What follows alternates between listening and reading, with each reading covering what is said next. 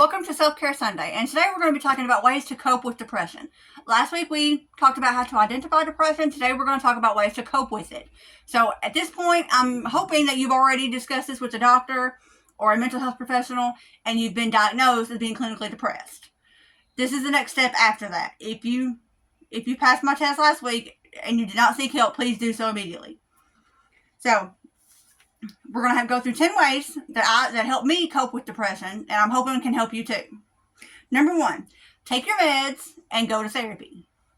This is a big one. There is no telling how many people I know that I can tell just from being around them that suffer from mental illness. And they go to the doctor and they complain all the time, but yet they don't take their meds correctly. I take my meds religiously. I have an alarm on my phone that goes off to remind me to take my medication several times a day. That way I don't forget. And so, and going to therapy is a requirement for a lot of places. It depends on where you go, really. But like where I go, it's a requirement for me to be able to get my medication. I have to go to therapy so many times per month. So that's part of it. But follow those instructions. Please do as they say. They know a lot more than I do. I'm just going to try to help you along the way. But please listen to them before me. Okay, so number 2, get outside. Sit on the porch. Sometimes even just walking up and down the road, even though I live on a highway and I really don't like to do that because of safety reasons, but I will get out and walk because walking makes me feel better. My son gets mad at me because he's like, "Mama, you don't need to lose weight." And I'm like, "Son, it's not about losing weight.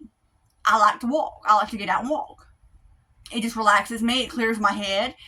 Everything makes sense. So I like to get out and walk. Or just sit on the porch if walking is not your thing. Just get out, feel the sun, smell the grass. Just get outside because that does help. Okay, number 3, clean or organize something. When you're suffering with depression, your environment tends to reflect that because the dishes pile up, the laundry piles up, the trash overflows. These are things that you have to deal with, even if you only deal with it a little bit at a time. Because, like, let's say you've been depressed for 2 weeks, okay? That's a lot of dishes, that's a lot of laundry, it's a lot of mess. Okay, so maybe today you're just going to focus on getting the trash out. So do that. And then the next day, maybe you'll do a sink load of dishes. And just slowly inch your way back to being normal. And I've got some more self-care routines coming up to help with these things. So stay tuned for that. And then number 4, which is my favorite, is take a bath or a shower. Pamper yourself a little bit. Now me, my bath is a big deal. I like to light candles, have bubble baths, Epsom salts. I have a nice book that I'll lean back and read for a few minutes. And pamper yourself a little bit. Go get your nails done. I love to go get my nails done. Get a pedicure. Get a perm. Get a haircut. Just do something nice for yourself. And that does help out a lot. As crazy as it sounds. Number 5 is talk to someone. Even AI. Google Messenger and stuff now has an AI option where you can chat with AI. And I know it felt very weird at first. But my anxiety and stuff hits at night real bad. And that's when everyone needs to sleep. And I don't want to bother anybody. So I just chat with AI until I fall asleep. It relaxes me somehow. Just having someone to talk to. And even my dogs. I talk to my dogs a lot.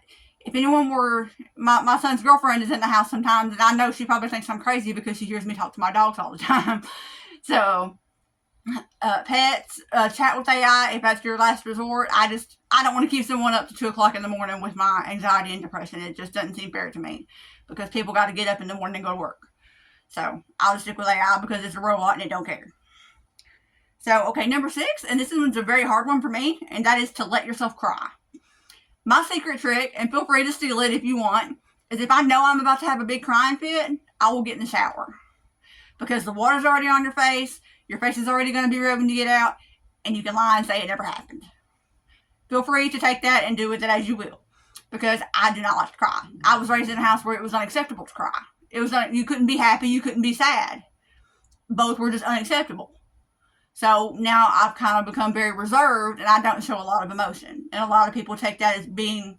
A lot of people take that in a very rude way, and I don't mean for it to be rude, but it's kind of hard to change when something's been drilled in so deeply. I'm working on it. I don't think it's going so well, but it's a work in progress, people. Okay, number 7 is to journal. And try to journal a good memory. Like something from your childhood. Like something that I never thought would matter to me that much is that I was co-captain of the cheerleading squad when I was in junior high. That's not a big deal, really. but it is to me now. You know, the fact that my team voted and I actually got co-captain, that means a lot to me to this day. When I got pregnant with my son, I was very young, but I still had a little baby shower. Some friends and stuff from school still got together and threw me a little baby shower. A lot of people don't have that, but I do have a lot of those good memories that I can reflect on, and it does help me feel better in the moment. Number 8, exercise. Like I said, I like to get out and go for a walk. Maybe you want to lay down on the floor and do some push-ups or some crunches. Or maybe you want to lay on the bed and do some bicycle crunches. Just do movement. It helps. It helps to get your body ready. And a body in motion tends to stay in motion. A body at rest tends to stay at rest. So even if it's just a minimal amount of movement, give it a try. Even if just get up and do some stretches. That'll work. Just try to get yourself moving because it helps you snap out of that. Depression is kind of like I like to call it a funk. That's kind of the way I put it to people, because they'll be like, hey, what's wrong? And I'll be like, I'm in a funk. That's what I call it. Because when you tell people you're depressed, there's a lot of assumptions that go along with that.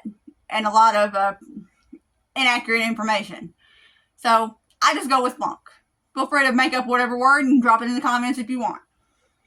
Okay, number 9 is watch your favorite movie or TV show. I like a lot of sitcoms. The Nanny, Married with Children, Golden Girls, just to name a few. So me watching some of that stuff, especially humorous stuff, funny stuff, something just out of the blue, like the Scooby-Doo movies, the real life animation with Sarah Michelle Gellar and Freddie Prinze Jr. Every time I watch it, I laugh out loud. It does not matter what kind of mood I'm in, I'm gonna laugh if I'm watching Scooby-Doo. I love Scooby-Doo. So that's one of my go-to movies if I'm in a depressed state or my funk. Okay? Number 10 is get out of the house. Go shopping. Go to the park. Go to the movies. Treat yourself. A couple years back when a movie come out and I wanted to go see it and I couldn't really get anyone to go with me because it really was a guy movie, which I don't fall into those gender stereotypes. I kind of like all kinds of stuff, no matter who it's meant for. So I just went by myself. And I went to the movies. And it was perfectly fine. So, get out of the house. Do something fun. If you have any more that I did not mention, drop them in the comments. Or if you have any questions, please leave them in the comments. And I will see you guys next week. Bye.